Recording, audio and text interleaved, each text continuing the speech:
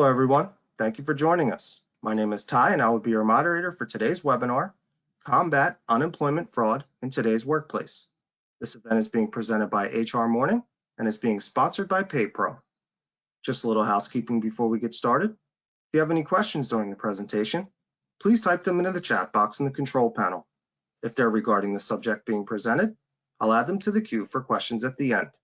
Now I'd like to introduce your speakers, Dr. James Castanera and Leo Castanera. Okay, Ty, thanks very much. This is Jim Castanera speaking to you, and I've got my brother on the other line. And if you've read our bios, good morning, Leo. And if you've read our bios, you know that he's a banker.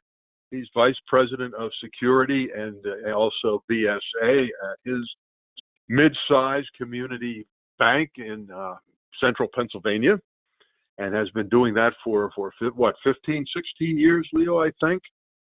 Yeah, a little more, actually. Yeah, boy, time flies when you're having fun, and you've been having fun lately.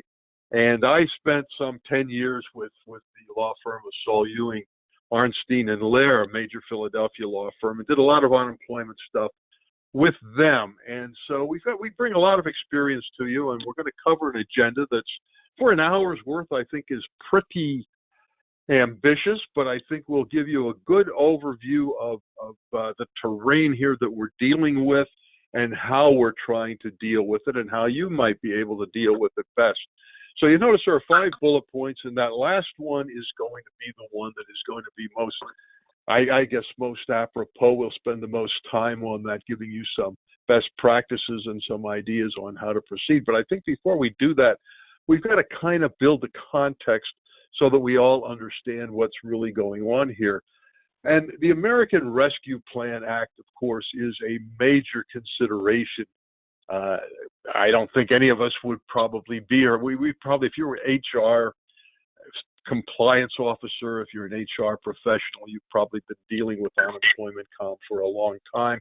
But it's the American Rescue Plan Act that makes this kind of an acute issue right now. What is the act? Well, I don't know about you, but I've lost track of how many rescue acts there have been since the pandemic began more than a year ago. I think this is at least federal law number 5, if not 6. It's certainly the most robust at 1.9 million. It reminds me of my childhood days when Everett Dirksen was a senator from Illinois, and he was fond of saying, a billion here and a billion there, and all of a sudden you're talking about real money. And my gosh, now it's $1 trillion here or $1 trillion there, and we really are talking about some real money. If I go to my next slide here, you can see what the Rescue Plan Act is doing in terms of unemployment compensation. And you may recall that the predecessor CARES Act was providing $600 a week maximum in terms of topping up the state's unemployment benefits to the millions of unemployed Americans who have been applying for benefits over the past 12 or 13 months. And, we kind of have a perfect storm here because we have lots and lots of money around. We have extreme need out there among millions of Americans, nothing like it probably since the Great Depression of the 1930s. And we have lots of pressure on state and local agencies as well as the Fed to get that money distributed. So it's the worst possible kind of situation, or the best possible if you happen to be a fraudster. So with that little background on the Rescue Plan Act, let's talk about what kinds of unemployment fraud really are going on out there these days. And I'll kind of Leo and I have put together here just a brief list of the most common kinds of UC fraud. And in terms of claimant fraud, the first 3 bullet points are the obvious ones, and they're not unusual. If you are an HR professional, I'm sure you're familiar with these kinds of things that can come up. Unemployment compensation is usually not available if you fire somebody for willful misconduct or if they abandon the job. It can get a little gray or a little funky if we talk about things like chronic absenteeism. Some state regimes, unemployment comp regimes, consider absenteeism to be a kind of a no-fault thing, and the employees who are fired for excessive absenteeism do get their benefits. In other states, absenteeism is kind of put on the shoulders of the employee and they're denied, or there's a hearing and then the referee decides, is it one or is it the other? Is it the employee's fault, or is it absenteeism due to no fault, and so forth. All of this kind of in the mix of who is entitled to unemployment compensation, when they're entitled to it, and how much. And of course, a lot of states don't disqualify employees 100%. So an employee may have been fired for willful misconduct, may have abandoned the job or what have you, and that may disqualify the employee for 4 or 6 weeks or 8 weeks. And then if they're still not reemployed, they begin to get some form of benefit. So it's a 50-state system. You have to really understand the system where you are doing business, or multiple systems if you're a multi-state organization. And there usually are multiple steps in the awarding or denial process. So if someone is terminated from your organization and you get an inquiry from the agency letting you know that she has applied for unemployment comp, and you fill out the form and say, yeah, we had to let her go, it's a layoff, or what. Well, of course, there were millions and millions of layoffs in the past year.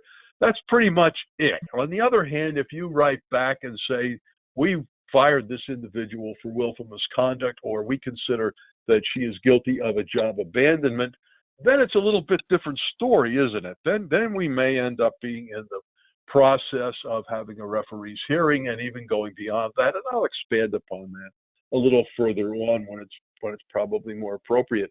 Right now, let me just touch upon the first 3 bullet points here and say that common types of UC fraud that are done by the employee or former employee include submitting false information in order to get benefits, collecting benefits after one has become ineligible. So somebody is eligible for benefits, finds a new job, doesn't quite get around to letting the agency know that they are no longer eligible for those benefits. We're not reporting other kinds of wages or income while the collecting of those benefits was going on. So someone who's kind of out there doing, maybe someone who is in construction, is unemployed, is collecting benefits, but's also out there operating as an independent contractor, collecting fees or wages in one form or another and not reporting that. Those are the first 3 bullet points. And those, we're all of us HR people are well aware of those. The 4th one is a little different, and this is really more the area of our concern today. And that is to say, when, because of identity theft, an innocent employee or former employee is involved, somehow caught up in the fraudster collecting those benefits. So the employee herself is not collecting any benefits, and the employee herself is probably not guilty of anything more than possibly some negligent behavior, which is often implicated with identity theft. So let's go to our next slide here and look at what some of the most common schemes are.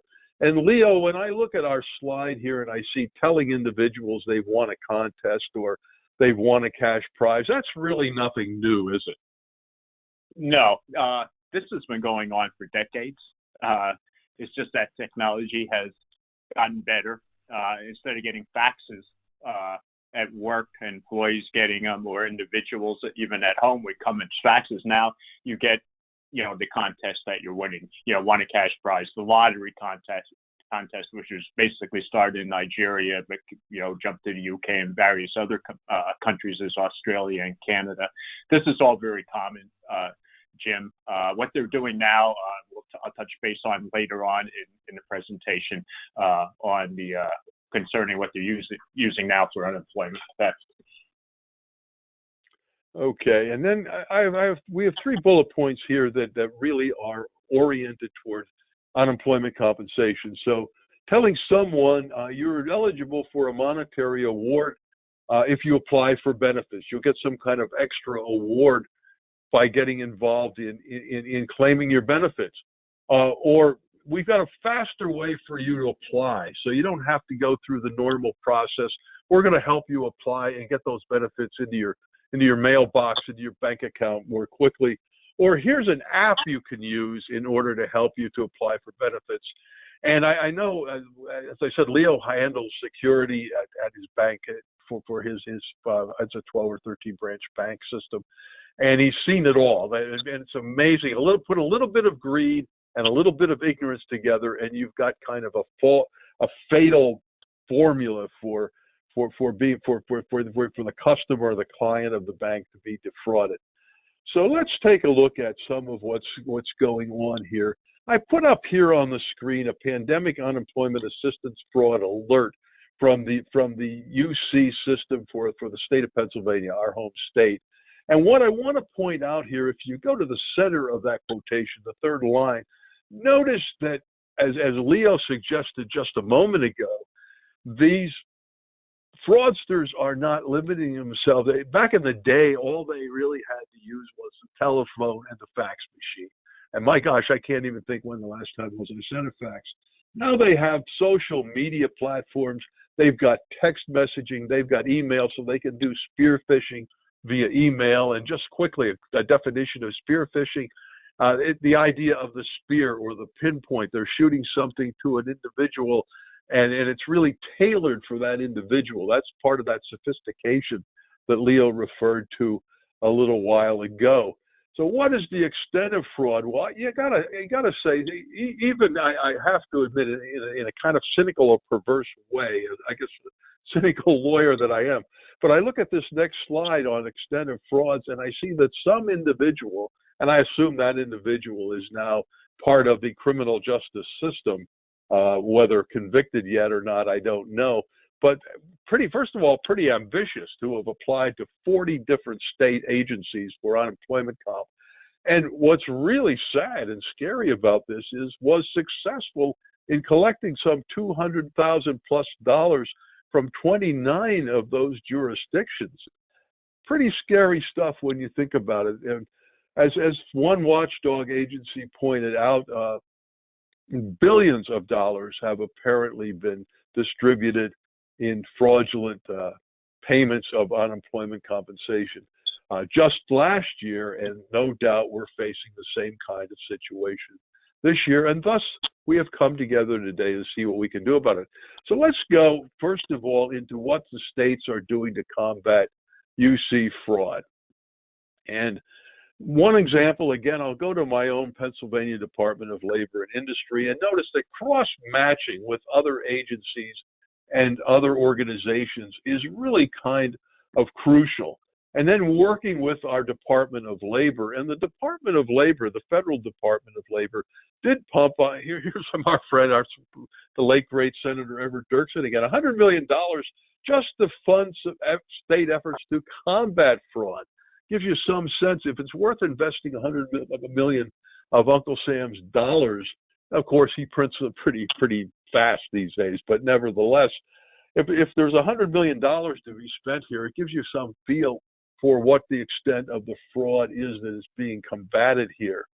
Let's see what some of the states are doing. So I'll go to Colorado first. And they've got an 18-measure trigger approach to detecting fraud. And understandably, as this paragraph indicates, they're not telling us exactly what those 18 trigger points are. We could probably guess half or more of them, couldn't we? I think if we thought about it for a few minutes. And they're not telling us how many of those trigger points have to be triggered in order for the state for the individual applicant to pop up as someone the state ought to be taking a closer look at. But this is, I think, a pretty common way to be approaching our problem is to have some metrics that when those metrics or some trigger level, some minimum level of those metrics are touched, then it sends up a red flag. It lets us know that there's something possibly going on here. It's not a guarantee that we've identified fraud, but it tells us we have to take a closer look. We may be dealing with fraud. So I think Colorado gives us kind of a good idea here of an approach that we're able to take. Here's Idaho, and I think what's caught my eye about Idaho was that when they have indicators that flag possible identity theft, they've been getting positive hits on almost half of those flags. So it's a 45% hit rate. So the red flag comes up, as would be the case also with Colorado. And that's not a guarantee that anybody's doing anything wrong. That doesn't mean anybody is guilty of anything. It means we've got to take a closer look.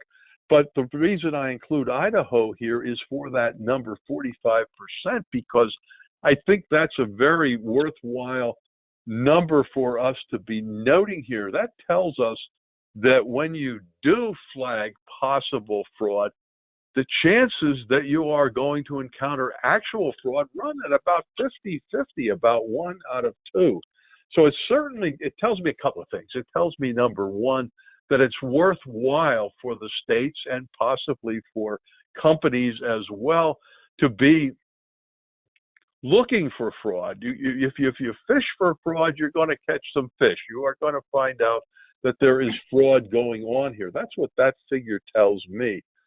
Take a little look here at another one. Here's Kansas. They have a reportfraud.ks.gov site for reporting fraud. I think that's another good thing. I'm guessing for many of your organizations, especially those of you who are joining us today from the for-profit arena, I'm sure you have under various federal laws that require it. You very likely have the Dodd-Frank Act, for example. You very likely have a anonymous reporting system on your website. Some people, there are very different names for it, but what it does is it allows someone, typically an employee, or it could be a vendor, it could be a client, customer, who knows, to file a report anonymously and let you know that something illegal is going on. And certainly that's useful in terms of detecting any kind of unemployment compensation fraud that might be occurring. And it's interesting, I've noticed over the years that, a lot of people actually resent the fact that someone is defrauding the state by collecting unemployment comp that they're not entitled to. So it's not unusual for someone to actually report that my neighbor is working, but also collecting unemployment comp, or is working and collecting workers' comp. That happens often enough.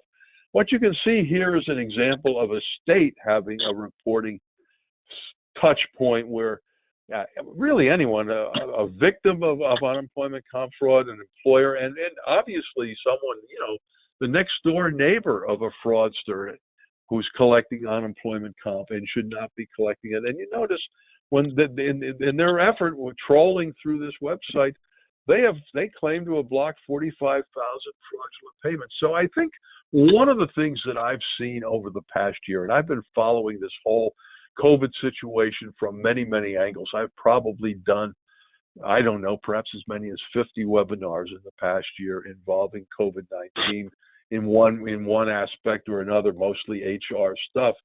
And what I'm seeing is that we're all getting smarter. So with the first few rounds of benefits that came out last year, what we, especially under the CARES Act, I think we saw a lot of money going to the wrong places and the wrong people, because, as I say, it was that perfect storm. A lot of need, a lot of birdies' mouths, in the nest, flopping back and forth, open, the little peeps open, wanting to get those worms. A lot of money there, a lot of worms in the system, and a lot of fraudsters out there more than happy to try to get their unfair share of it. So, with respect to that, I think that what we saw was a lot of money went to the wrong places. And then, with this new round of funding now, I think the Fed has gotten smarter. I think the states have gotten smarter. I think all of us as employers have also gotten quite a bit smarter. Take a look at Montana, and I included Montana because I think this points up some interesting factors as well. notice that what they are dealing with here that I pulled out as a particular focal point for comment here is that they're working with the Montana Board of Realty Regulation and the Montana Association of Realtors. And what this tells me is, and this is really, I think, an interesting point. Many times when we think about computer fraud, we're thinking about everything happening out there in the virtual world. And the reality is that many times frauds that occur are a combination of the virtual world and the physical world. And Leo, I'm thinking now, like we've done some webinars on ATMs, right? Yeah, yes, we have. And yeah, and many times there's a physical attack component to an ATM fraud. Am I right? That is correct. They attack and slam the ATMs, take as much money as possible out of the ATM. I've seen ATMs compromised for as much as $50,000 to $80,000 in one shot, depending on the size of the bank and the money in those particular ATMs. And so, when we talk about unemployment comp, one of the things that obviously some of these fraudsters are doing is they will find a house that is unoccupied, that's on the real estate market. They may find out who was the owner of that house, or they may claim to be the owner, and then apply for unemployment compensation. And the money comes in the form of a check and gets delivered to the mailbox. And the fraudsters have to then be watching these properties in order to see when a delivery occurs, get to the mailbox before the realtor or anybody else might check that mailbox and get those checks.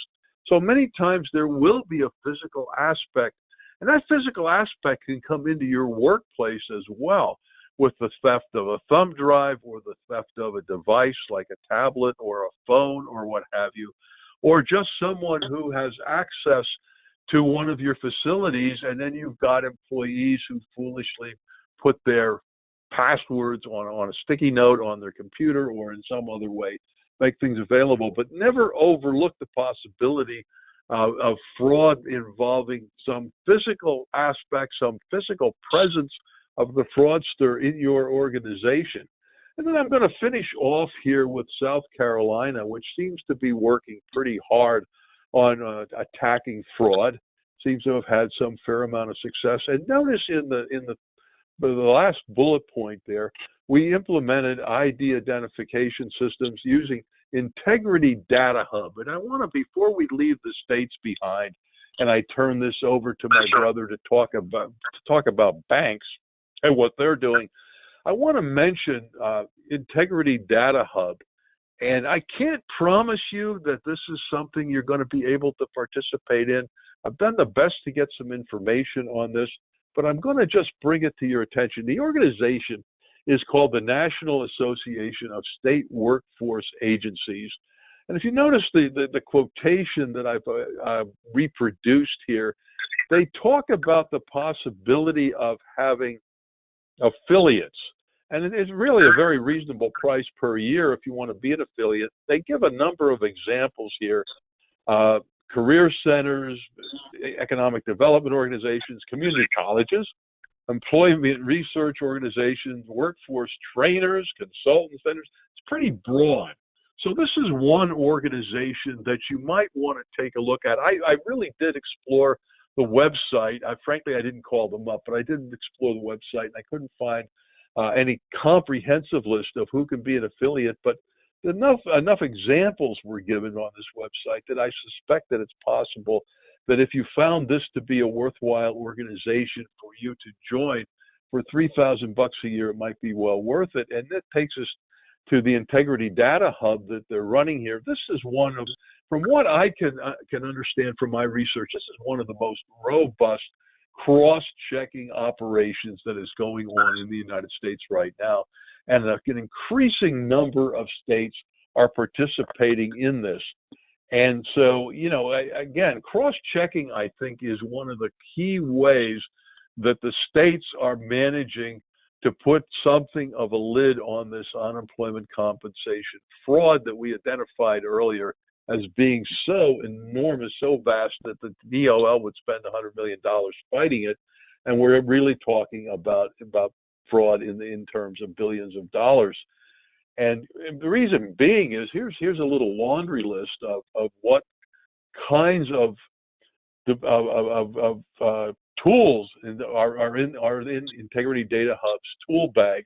That really is a very robust system with pretty much everything you would want to know have available to you. And in fact, if you're in the business of trying to prevent identification fraud, ID fraud, this is really a pretty comprehensive list of the things you would want to have in your system.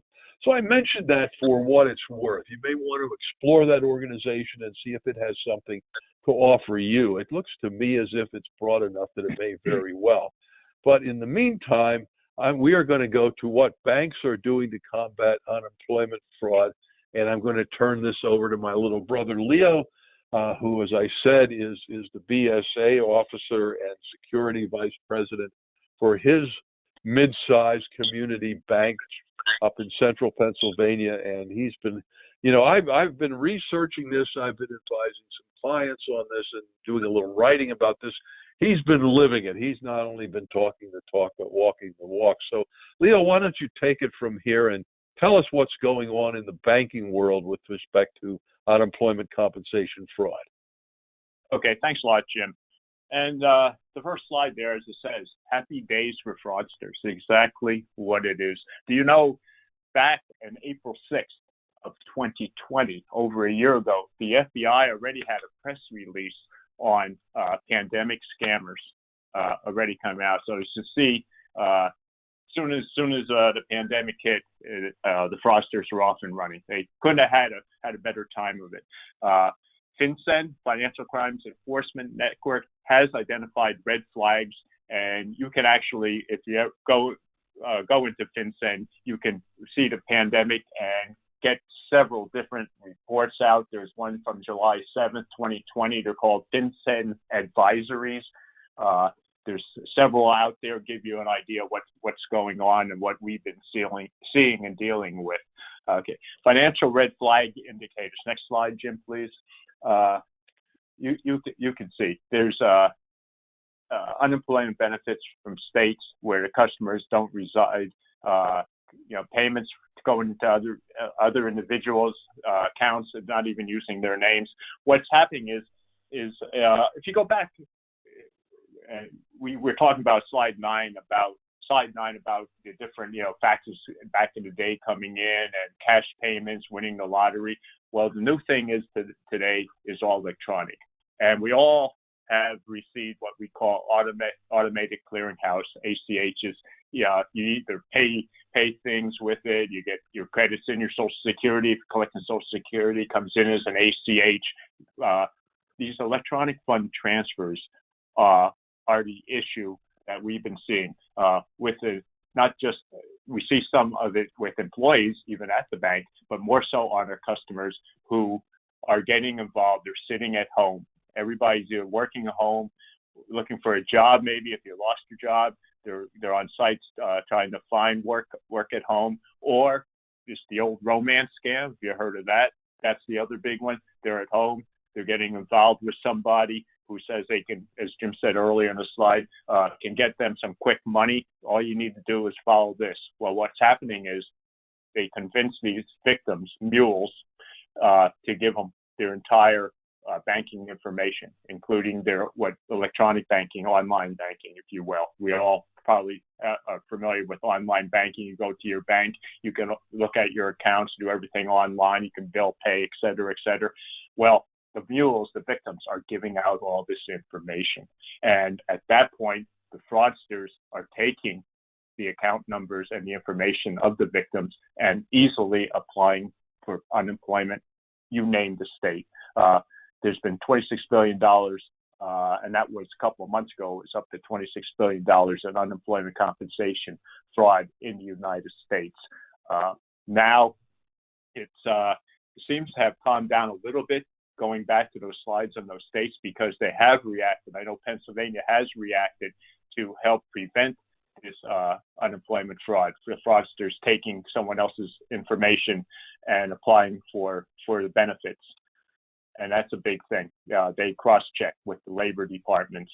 I know when this first started, one of the big states, our customers here in northeastern Pennsylvania and the Jersey area where we have customers, they were receiving unemployment benefits from the state of Arizona. That was the first big one. We've had customers receive unemployment from, well, I'd say 10, 12 different states. But obviously, the states back then weren't looking. It was so easy to apply. I was going to apply. I went in. And if anybody's from Arizona, I'm not picking on Arizona. It's just the one I tried to myself to apply for unemployment, and I would have been able to get it. I didn't go the full steps, but it was that easy. But now, as Jim has said, they're cross-checking. Before they weren't saying, geez, Leo Castanera, he lives in northeastern Pennsylvania. Did he ever work in Arizona? That he should be collecting unemployment. Now they are cross-checking, but that is what the fraudsters are using. They're getting electronic information now, getting bank numbers and what have you. And one thing I want to mention, we were talking about spear phishing and your employees working at home, perhaps. What we have seen quite a bit of is what they call business email compromise, BEC for short. And what's happening is employees are working at home. They're not protecting their information, confidential information, or maybe they used a personal email instead of a secured work email at the time. And the fraudsters have hacked into this and have intercepted emails that weren't protected.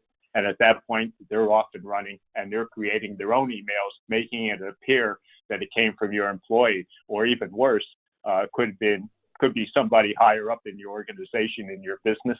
I've seen them, CEOs already have their email compromised and thinking that they're sending information out to their wire department or somebody to transfer money when it's not really them. So you have to be aware of these business email compromises. And the best thing is, if you ever get an email from somebody, whether it be one of your clients or someone within your own business, you want to make sure and contact them to make sure that wasn't a fraudulent email before you start sending money. Because once the money's gone, it's gone.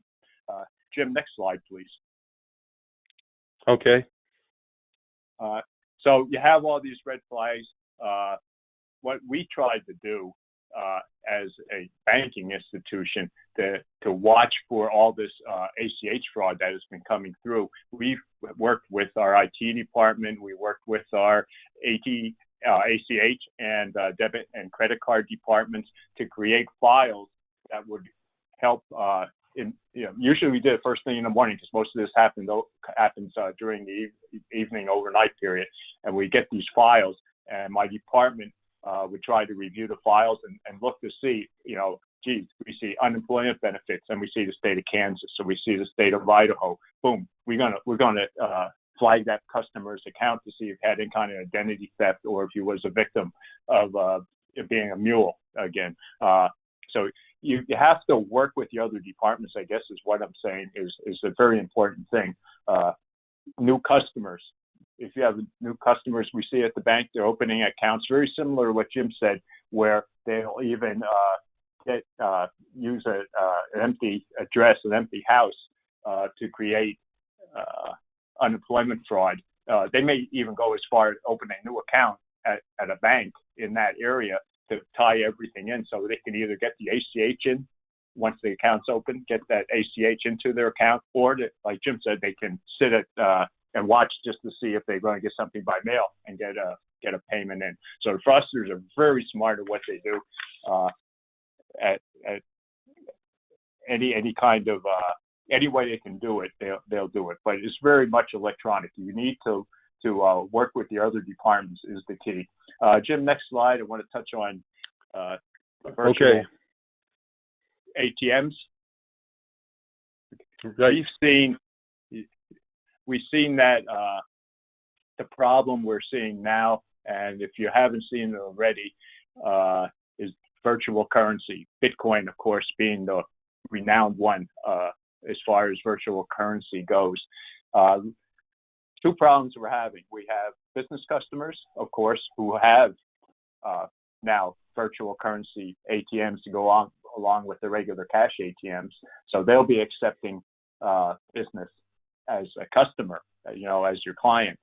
But then we also have the fraudsters taking advantage of our mules, who are now asked to send any money that the victim receives from the fraudsters into their account, to transfer that money out back to the fraudsters, so they cover their tracks much more easily. It's harder, and it's a difficult situation with virtual currency. It's just even the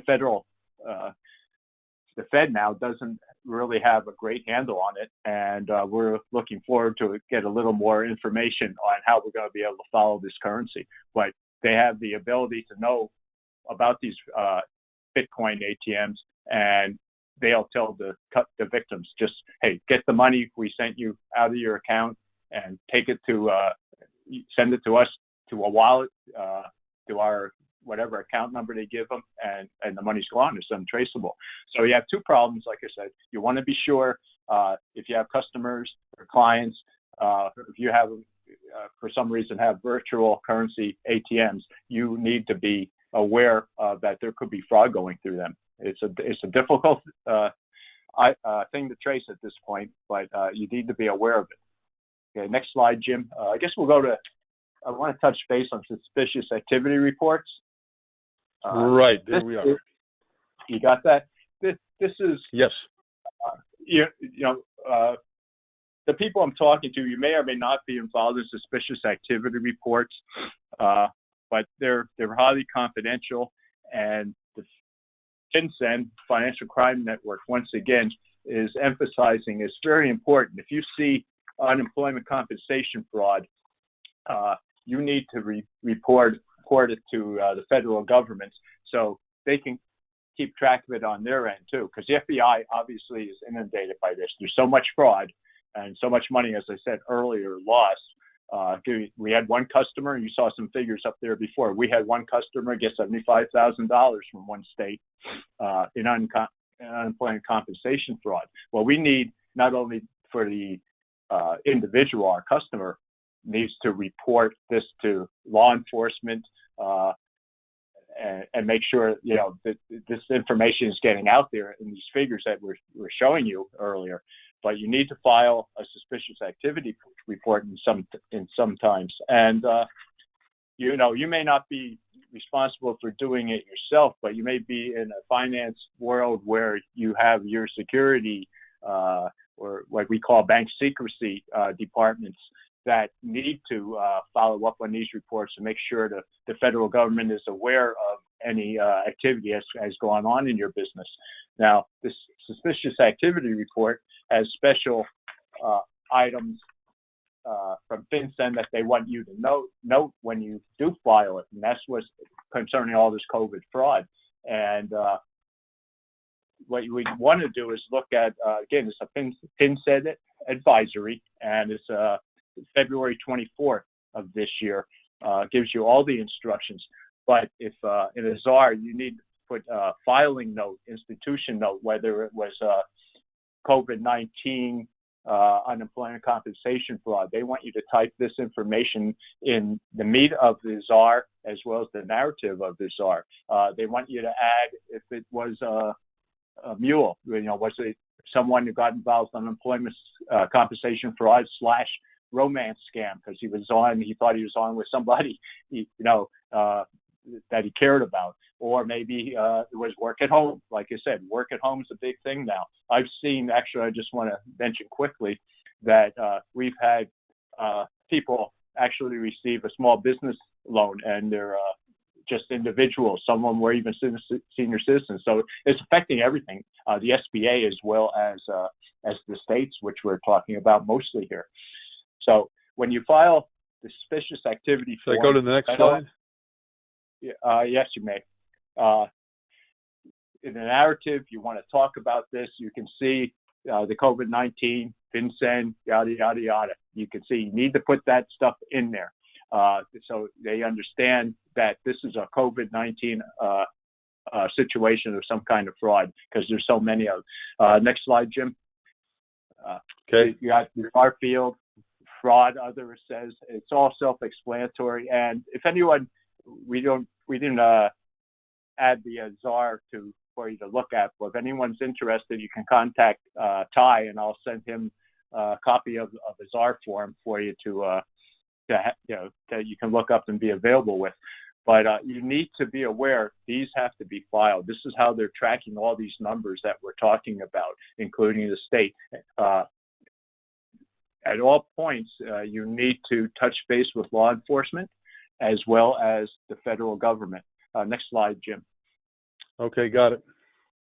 Okay, so working with your information security department, I mentioned this a little bit before. This kind of can go back to situations where email addresses, IP addresses, all that is very important if you have any kind of unemployment compensation fraud. If you can get the IP address, needless to say, that is huge for law enforcement. So there's the different areas are very important that you fill them in and as much information as you can. And I want to say again also for a lot of businesses that work at home, I was talking about the business compromises with the emails and all. It's very important if you have any compromise with any of your employees that you work with your IT department, that they can follow up on this information and see where these IP addresses and these email addresses that where they came from.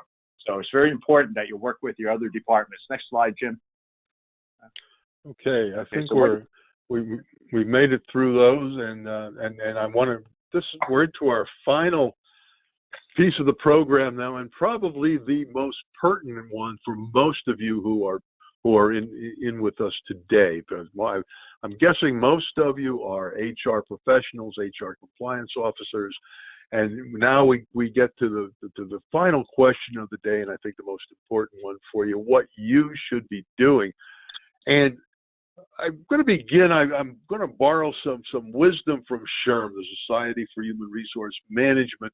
What they are suggesting that every organization, for-profit, not-for-profit, I should think, would want to be doing with respect to battling unemployment compensation fraud. So it's not rocket science, but then again, it's probably not something that we necessarily think of or that comes trippingly to our tongues if we don't have kind of a list in front of us of what we might be doing. And the first one is so obvious but so important: be alert.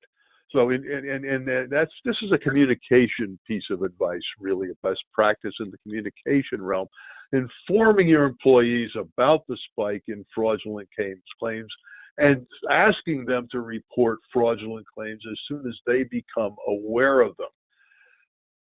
If you become aware of a claim, an unemployment compensation claim, one of the things that you ought to be doing in HR or wherever it is that you handle unemployment comp claims is making sure immediately, is this a current or a former employee? If it's a current employee, that's a red flag, a pretty obvious one right away. So you can pick up on the fraud very, very quickly simply by making sure when you get a claim, is this a current or a former employee? If a former employee, then at least we have an initial indication that this could be a valid claim.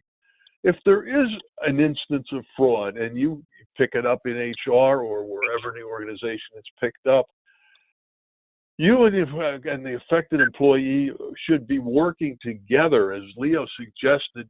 This is a cross-disciplinary, a cross-department challenge. You need to notify the state agency that hands out these unemployment comp benefits, and you should be notifying local police. This is a crime, and it's not something that's simply an administrative hassle. It is an actual crime, and local police should be brought into the picture.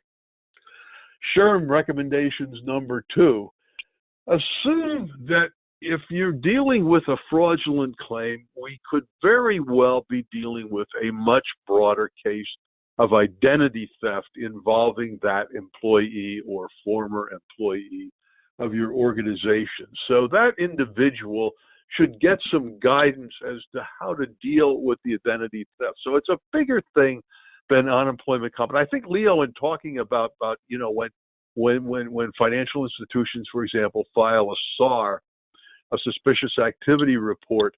I noticed it in his presentation just a few minutes ago. He just kind of glided almost seamlessly right from unemployment comp right into the topic of identity theft more broadly. And I think that really implies exactly the point I'm making here, that if we have unemployment comp fraud, we probably have a case of identity theft going on here. And there are things that that employee of yours or that former employee ought to be doing. One is filing a report with the Federal Trade Commission. Very, very important thing to do. Secondly, requesting a credit report. And under the Fair Credit Reporting Act, Equifax and the other big credit reporting agencies have an obligation to provide that report to the employee upon request. And then requesting that those agencies post fraud alerts or put a credit freeze on. And what I would do if I were that employee, and what I would advise your employees to do, is with respect to their credit cards, all the areas where they are involved in credit transactions, is take action to get an alert put on those credit cards or to freeze those cards, whatever makes the most sense, depending upon what kind of incursion seems to be occurring as we gather more information, as we get a little bit more savvy about what's going on in this particular case. There may be other steps, as that fourth bullet point suggests, there may be other appropriate steps that need to be taken in order to combat that identity theft.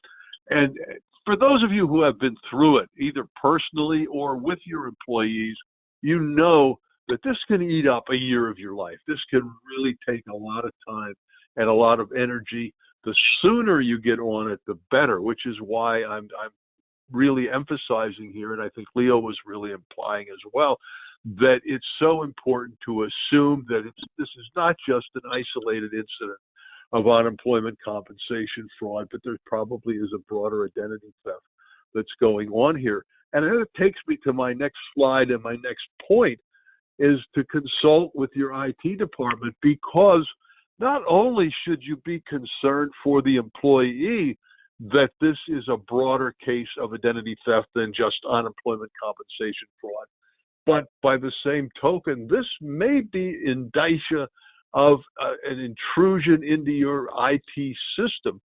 So I'm especially concerned, there's still a lot of at-home or remote or teleworking that's going on. We're gradually bringing our employees back into the workplace. Some of you maybe are farther along or less far along with that. And I know we've had many, many employees. I've done a number of webinars on the issues involved in, employees who are reluctant to come back into the workplace, who are arguing, hey, we did a great job from home. We're still performing all the essential functions of our job from home. Why not leave us at home? But I think we're in a new normal here, where there is going to be more teleworking, more remote working on a more permanent basis, partly because employees have tried it and they like it, partly because employers have tried it reluctantly, but found that employees actually are as efficient or sometimes even more productive than when they were in the workplace. For all those reasons, our IT is hanging out there somewhat more exposed than it was when everyone was working at workstations in the workplace. So what I think Sherm is getting at here, and what I am certainly suggesting, is that if you have a case of UC fraud involving one or more of your employees, don't overlook the possibility that your own internal systems have been compromised as part of that IT scam that is affecting that employee or that group of employees. When you do become aware of a fraudulent UC claim, there are actions that you are in a position to take. So if your organization receives a favorable determination from your state agency and you know it's fraudulent, file an appeal and request a hearing. I promised you way back at the beginning of the hour that I would talk a little bit about the process of unemployment compensation claims. Many of you may be aware of it. Some of you maybe have not had an opportunity to deal with unemployment compensation. But typically what happens is the employee, the former employee, I should say, will go to the appropriate agency, the local office, and file a claim. You will then receive either online or through the mail a request to confirm or deny the fact that this individual has lost employment for the reason that she is giving for that loss of employment.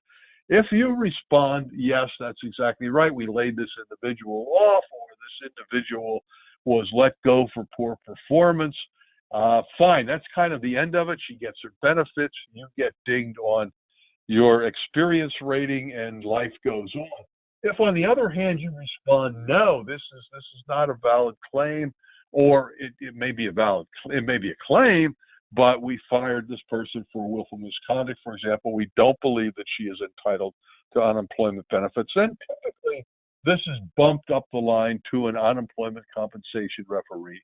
And back in the day, I can remember when I was with Saul Ewing years and years ago, we would oftentimes appear in a hearing room or the referee's office and have a hearing on the record there. Now, especially with COVID-19 and the pandemic lockdown situation, but even before that, I was seeing more and more such cases being handled by telephone hearing or maybe by a Zoom hearing.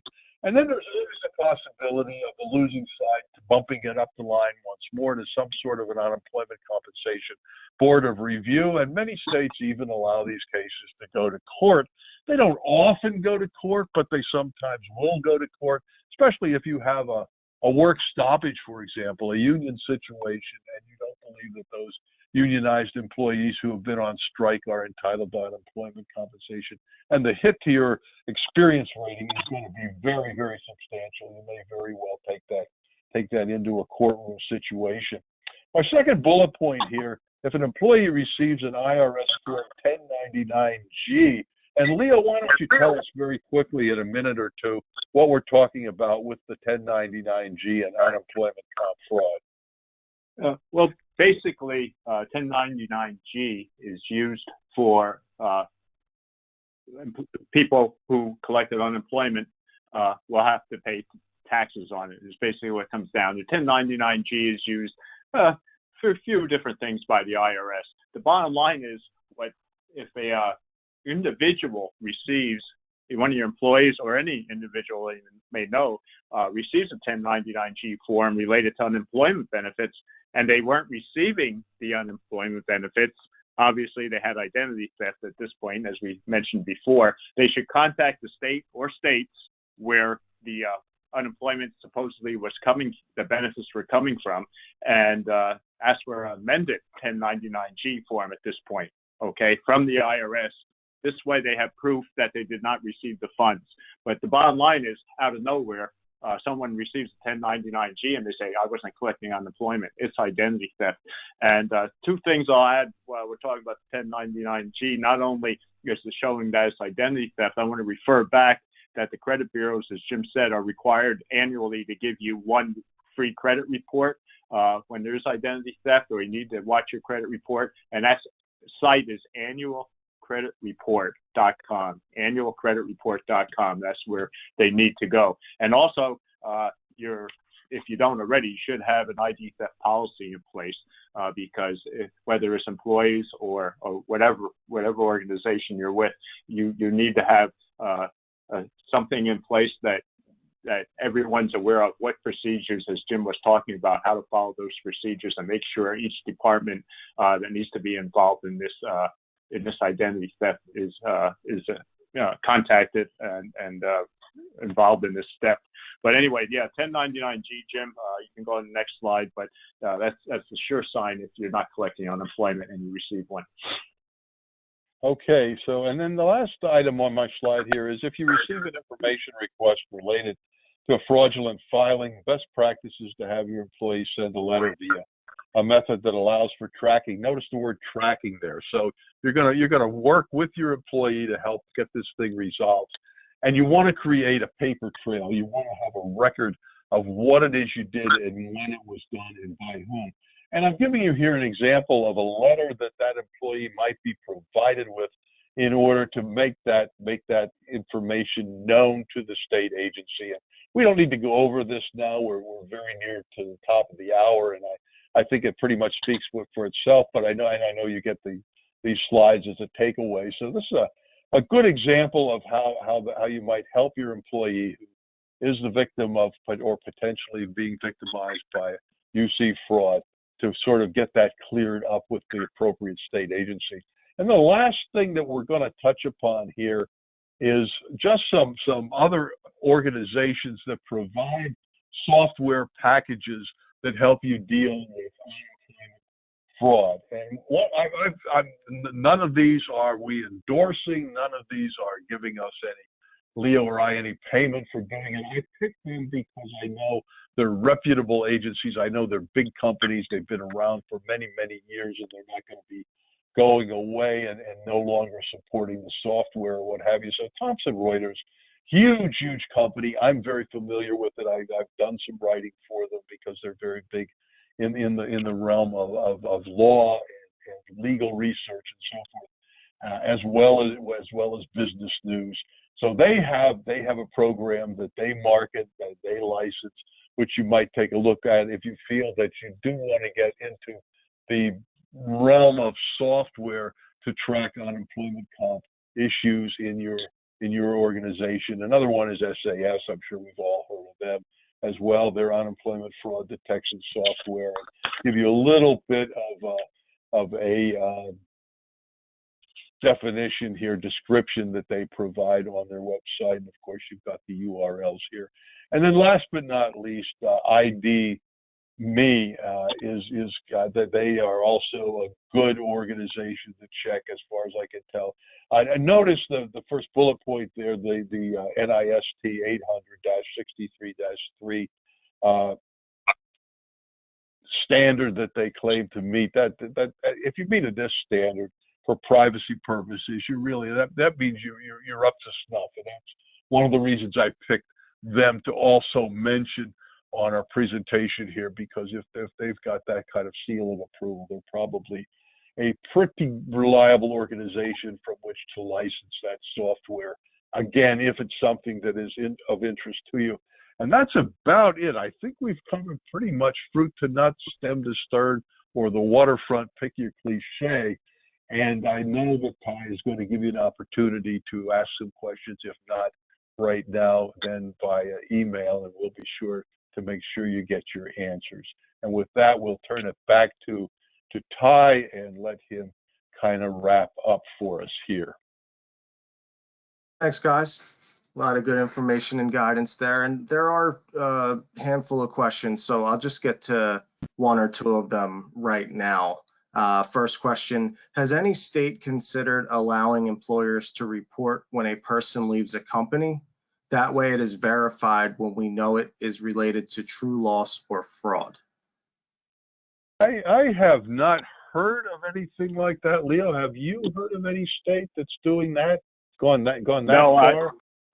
No, and I actually, being in Pennsylvania and about New Jersey some too, but in Pennsylvania I have scoured that site and talked within the group.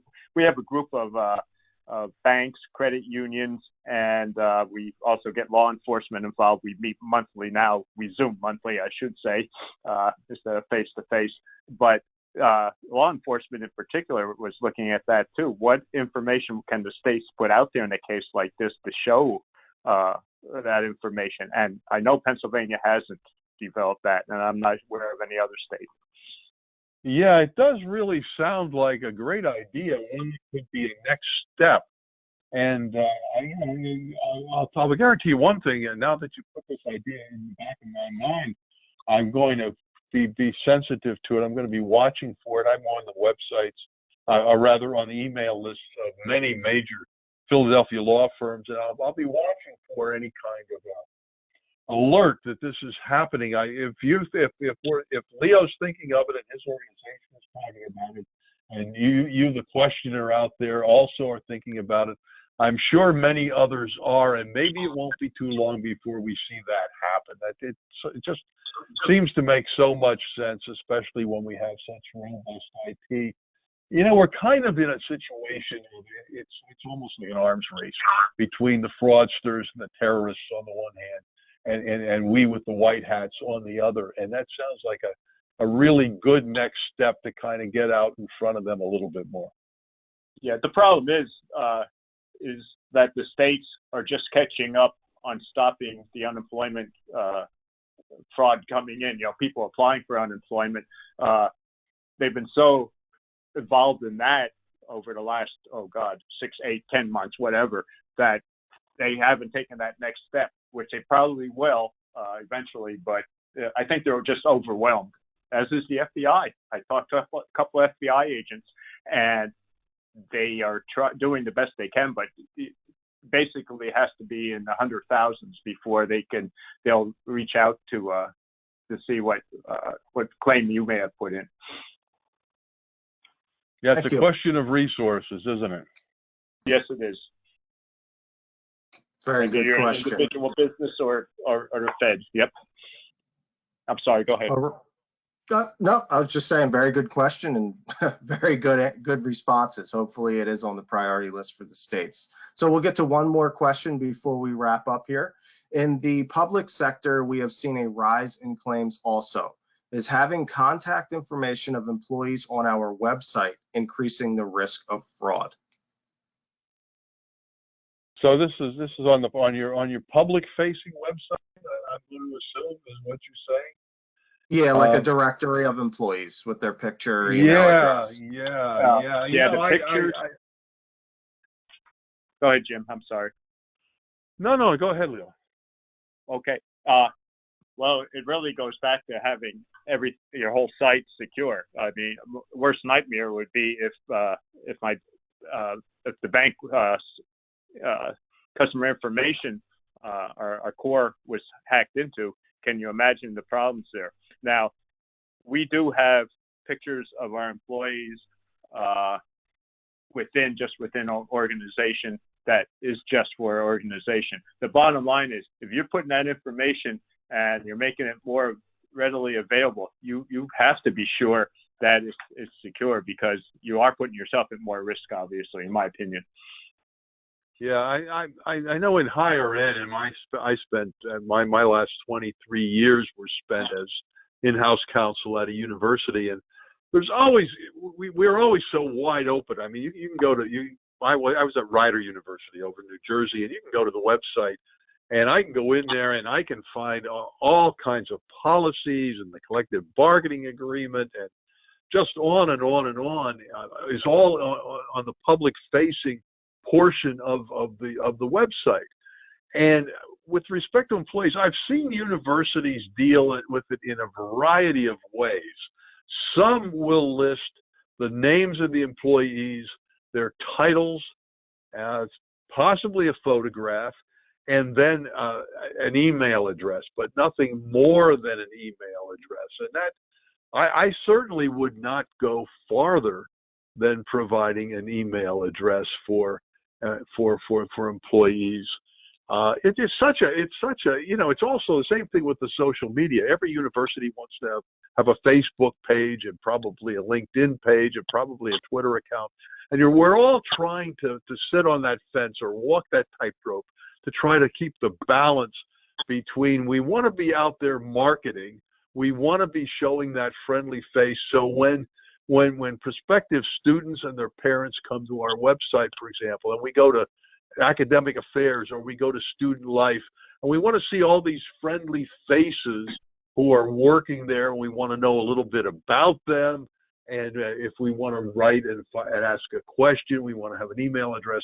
At the same time, trying to protect individuals' privacy and avoid identity theft and avoid fraud. And in a sense, you can't really quite have it both ways. And to me, when you're in an organization like higher education, and you really do want to be out there presenting that friendly face to the public, it becomes so crucial, as Leo just suggested, to have a robust set of policies, of IT procedures, and so forth, to detect and combat identity theft and other forms of fraud immediately, because we are between the devil and the deep blue sea, the rock and the hard place. I love my cliches. I apologize for that. But really, the image here I'm trying to create is we do have to do business. We cannot be. I once had a health and safety director who I said, if we all drove around in Humvees and the speed limit was 20 miles an hour, nobody would ever get hurt out on the road. But the point is, we have to also conduct commerce. We can't let that tail wag the dog. I hope these comments are helpful to you, and best of luck with that. Thanks again, guys. On behalf of HR Morning, I would like to thank everyone for attending the webinar. This concludes our program.